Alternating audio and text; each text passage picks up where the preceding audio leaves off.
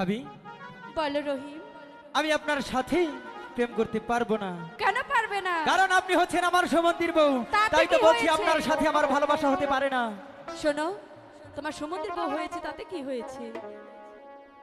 ভাবি, বলো। তাই তো বলছি আপনার সাথে আমার ভালোবাসা হতে পারে না।